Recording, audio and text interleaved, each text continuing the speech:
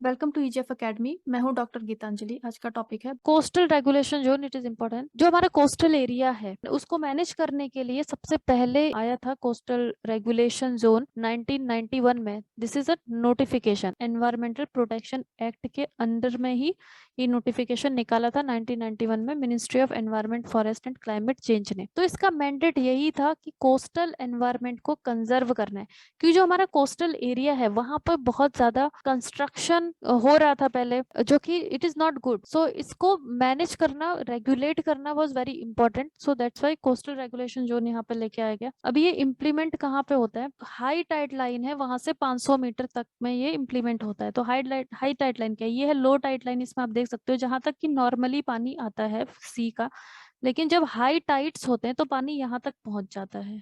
This one, जबकि spring Tide में होगा। तो हाई टाइड में जब पानी यहाँ तक पहुंच जाता है तो इसको हम बोलते हैं हाई टाइड लाइन। सो हाई टाइड लाइन से अंदर 500 मीटर की दूरी तक, लगभग आधा किलोमीटर, वहां तक ये इम्प्लीमेंट करा जाता है कि इस जोन में कितनी एक्टिविटीज हो सकती हैं, कितने बिल्डिंग्स बन सकते हैं, कंस्ट्रक्शन हो सकता है या नहीं हो सकता है। ये सब रेगुलेट किया जाता है अंडर कोस्टल रेगुलेशन जोन 1991 में। तो ये अप्लाई होता है कोस्टल एरियाज, सी के कोस्टल एरियाज में base, creeks, reverse, back water, जो कि 500 मीटर तक होगा हाई टाइड लाइन तक का। इसके अलावा जो लो टाइड लाइन और हाई टाइड लाइन के बीच का जो इंटर टाइडल एरिया है, इसे भी यहाँ पे मैनेज किया जाएगा अंडर दिस। तो अमेंडमेंट इसमें हुआ था 2011 में, 1991 के बाद। एंड जब 2011 में अमेंडमेंट हुआ कोस्टल रेगुलेशन जोन में, तब यहाँ पे बना था national coastal zone management authority, जो नेशनल लेवल पे कोऑर्डिनेट करता है। दूसरा state coastal zone management authority. तो ये जो state coastal zone management authority है, ये उन्हीं स्टेट्स में है जो कि कोस्टल एरियाज में है, लाइक उड़ीसा, महाराष्ट्र, आंध्र प्रदेश। इन अथॉरिटीज को पावर मिला है under section 5 of environmental protection act. ये कोई भी मेजर्स ले सकते हैं जो भी इनको नेसेसरी लगेगा कि कोस्टल एनवायरनमेंट को हमें प्रोटेक्ट करने के लिए। और वहां पे जो पोल्यूशन बहुत ज्यादा हो जाता है, क्योंकि लाइक जितने भी बीचेस वगैरह हैं वहां पे टूरिस्ट वगैरह जाते हैं, तो बहुत पोल्यूशन भी वहां पे हो जाता है। उन सबको रोकने के लिए जितने भी नेसेसरी मेजर्स हैं, वो ये अथॉरिटीज, दोनों अथॉरिटीज, स्पेशली स्टेट अथॉरिटी वहां पे मेजर्स ले सकती है। तो कोस्टल रेगुलेशन जोन 2011 का नोटिफिकेशन ये है, कंजर्व करेगा, प्रोटेक्ट करेगा कोस्टल स्ट्रेचेस को। एंड ऑल्सो जो वहां पे लोग रहते हैं उनका लाइवलीहुड को भी सिक्योर करना जरूरी है, क्योंकि बहुत सारे लोग ऐसे कोस्टल एरियाज में रहते हैं जो कि फिर सी में जाते हैं और फिशिंग करते हैं वहां पर, जो लोकल कम्युनिटीज हैं। तो वो भी पूरी तरीके से बैन नहीं किया जा सकता है, क्योंकि उनका लाइवलीहुड उस पर डिपेंड करता है। तो इन सबको भी वो मैनेज करता है। It is basically for development, but sustainable development, जो कि साइंटिफिक प्रिंसिपल्स के बेसिस पे होना चाहिए। ऐसा डेवलपमेंट जो कि एनवायरनमेंट को ज्यादा खराब ना करे। And also under this notification sea level rise भी हो रहा है, तो हमें उस तरीके से भी मेजर्स लेने पड़ेंगे कि सी लेवल कितना बढ़ रहा है, उसी हिसाब से कंस्ट्रक्शन एक्टिविटीज को वहाँ पे अलर्ट करना पड़ेगा। जो हैजर्ड्स हैं लाइक साइक्लोन्स वगैरह, वो बहुत ज्यादा डैमेज कर देते हैं, तो इन सारी चीजों को यहाँ पे कंसिडर किया जाएगा। अंडर दिस नोटिफिकेशन 4 कैटेगरीज बनाई गई हैं कोस्टल जोन्स की, जिसमें कैटेगरी नंबर 1 है, ये इंक्लूड करता है इकोलॉजिकली सेंसिटिव एरियाज को। इकोलॉजिकली सेंसिटिव एरियाज जैसे कि mangroves, coral reef, biosphere reserves, ये सब कहाँ पाए जाते हैं? मैंग्रोव्स। मैंग्रोव्स कहाँ? कोस्टल एरिया में ही मैंग्रोव्स होते हैं। एंड कोरल रीफ कहाँ पे? ये बिल्कुल सी के पास में ही होते हैं। तो यहाँ पे अगर कोई भी एक्टिविटी हो रही है, कंस्ट्रक्शन की एक्टिविटी सपोज, तो ये पूरा कंस्ट्रक्शन का जितना भी काम है, या फिर इंडस्ट्रीज अगर यहाँ पे बनी हुई है, वो अपना पॉल्यूशन कहाँ डालेंगे? It's very easy for them कि उनको सी में डाल दो, और सी में वो पॉल्यूशन जाके फिर जितना भी कोरल रीफ वगैरह है, मैंग्रोव वगैरह है, इन सबको वो डैमेज कर सकता है। जो कैटेगरी 1 है उसमें इकोलॉजिकली सेंसिटिव एरियाज आती हैं। अब यहाँ पे ये जो इकोलॉजिकली सेंसिटिव एरियाज है, कोई भी कंस्ट्रक्शन यहाँ पे नहीं हो सकता है। मीन्स कि अगर मैंग्रोव्स यहाँ पे हैं तो इस एरिया में कोई भी नया कंस्ट्रक्शन नहीं किया जा सकता है। जो पहले से ही 2011 में ये नोटिफिकेशन आया, तो 2011 से पहले जो कंस्ट्रक्शन था वो रहेगा, लेकिन उसके बाद कोई भी नया कंस्ट्रक्शन इसमें नहीं हो सकता था। And except for atomic energy, जो एटॉमिक एनर्जी यानी कि जो न्यूक्लियर एनर्जी है हमारा, उससे रिलेटेड अगर कोई भी प्रोजेक्ट है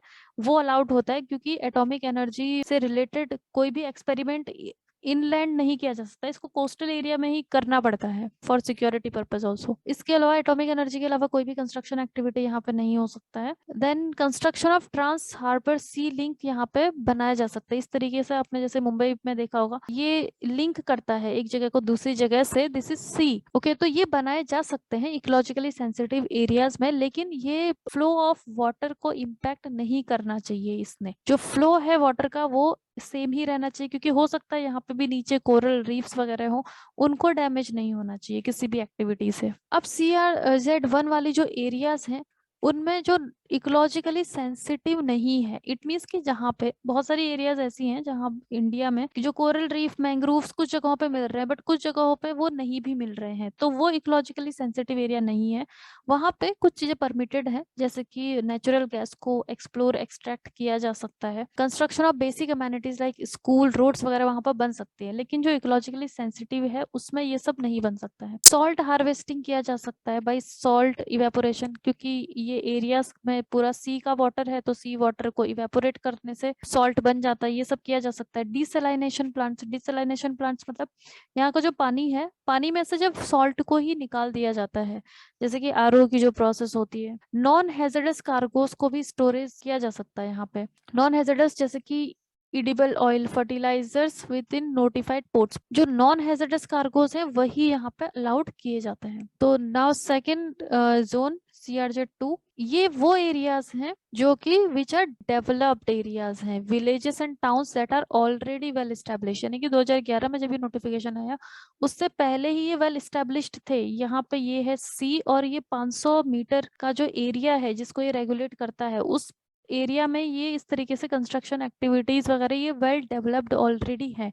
तो इनको किस तरीके से फिर मैनेज किया जाएगा, इसको CRZ2 कैटेगरी में रखा जाता है। यहाँ पे बिल्डिंग्स वगैरह परमिसिबल होती हैं, लैंडवार्ड साइड, लैंड की तरफ आप बना सकते हो बिल्डिंग्स वगैरह, एंड डिसैलिनेशन प्लांट्स वगैरह यहाँ पर लगाए जा सकते हैं।